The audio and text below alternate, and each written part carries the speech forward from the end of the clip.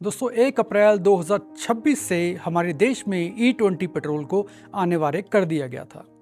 यानी कि जब भी अब आप पेट्रोल पंप से पेट्रोल डलवाएंगे तो उस पेट्रोल में 80% पेट्रोल होगा और 20% इथेनॉल होगा। सरकार का कहना है कि इससे पेट्रोल की कीमतों में राहत मिलेगी, इंपोर्ट में राहत मिलेगी और किसानों की आय में फर्क पड़ेगा।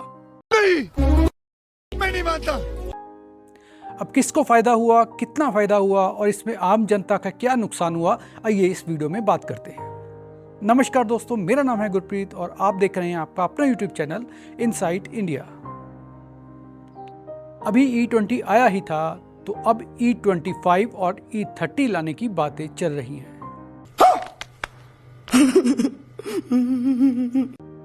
दोस्तों कंपैरिजन किया जा रहा है ब्राजील से, लेकिन ये नहीं बताया जा रहा कि ब्राजील में इथेनॉल ब्लेंडिंग का प्रोसेस 1875 में शुरू कर दिया था।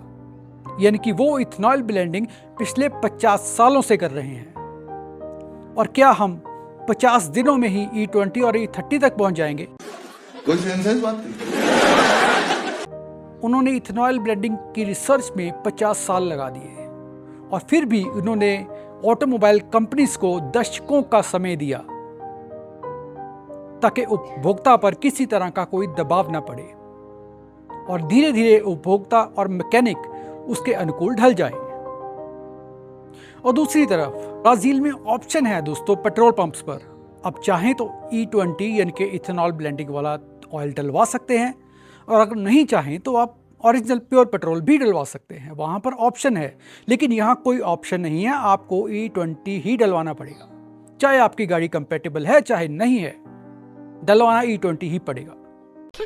साले का खोपड़ी तोड़ साले का। और दूसरी बात दोस्तों, ब्राजील अपने इथेनॉल ब्लेंडिंग को, अपनी इथेनॉल बनाता है गन्ने, मकई और कई खाद्य प्रोडक्टों के वेस्ट से।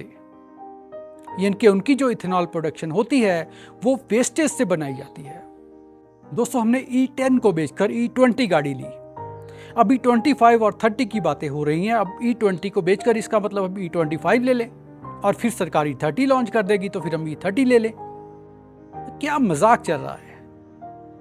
किस तरह का मजाक चल रहा है आम जनता के साथ?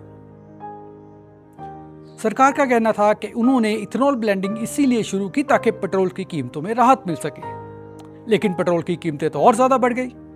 तो अब जनता ने जब सवाल किया कि पेट्रोल की कीमतें क्यों बढ़ गई इथेनॉल ब्लेंडिंग के बाद भी, तो सरकार का कहना है कि इथेनॉल ब्लेंडिंग में बहुत पैसा लग रहा है, इथेनॉल बहुत महंगा पड़ता है।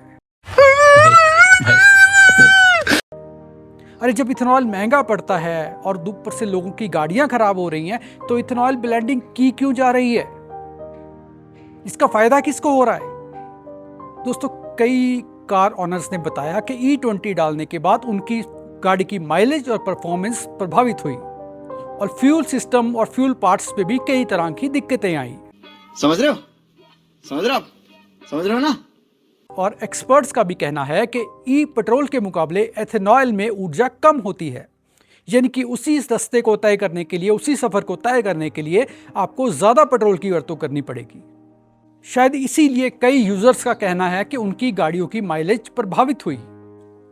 दोस्तों 2024 में E20 गाड़ियां लॉन्च की गई थी, लेकिन जो गाड़ियां 2024 और उससे पहले की थी, यानी कि वो लाखों गाड़ियां जो E10 है, जो E20 के हिसाब से डिजाइन नहीं की गई, उन गाड़ियों का क्या? और उन गाड़ियों के मालिकों का क्या? क्या उनको मजबूरन अपनी गाड़ी चेंज करनी पड़ेगी? और जो लोग जैसे हम जैसे लोगों ने जिन्होंने गाड़ी चेंज की है, तो क्या E30 आने के बाद हमें फिर से गाड़ी चेंज करनी पड़ेगी? लगता ये पागल हो गया। दोस्तों सरकार चाहे कुछ भी कहे, लेकिन जैसे E10 गाड़ी E20 के लिए कंपैटिबल नहीं है, E10 गाड़ी को उसी हिसाब से डिजाइन किया गया है, तो वो E20 पेट्रोल को बर्दाश्त नहीं कर पाएगी, वो E20 पेट्रोल को नहीं झेल पाएगी। अगर E20 के बाद अब E30 आ जाती है तो जो हमारी E20 गाड़ियां हैं, E30 पेट्रोल को इनका इंजन अडॉप्ट नहीं कर पाएगा, क्योंकि ये E30 के लिए बनी ही नहीं है। दोस्तों गूगल पर सर्च करने पर पता चला कि 1 लीटर इथेनॉल बनाने में 3000 से लेकर 10,000 लीटर पानी का यूज होता है।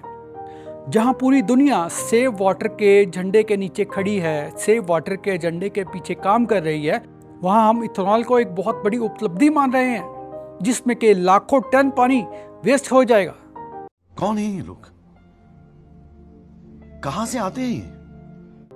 दोस्तों, अगर इथेनॉल ब्लेंडिंग से पेट्रोल सस्ता नहीं किया जा सकता, गाड़ियां भी खराब हो रही हैं, पानी की वेस्टेज भी हो रही है, तो ये इथेनॉल ब्लेंडिंग की क्यों जा रही है? आखिर इसका बेनिफिट हो किसको रहा है? दोस्तों, आपका क्या कहना है कि विकास के नाम पर पानी जैसे अनमोल संसाधन को खतरे में डालना कोई समझदारी है? नहीं। कमेंट्स में अपनी राय जरूर बताएं। मिलेंगे ऐसी किसी और वीडियो के साथ। अपने और अपने परिवार का ख्याल रखें। बहुत बहुत शुक्रिया।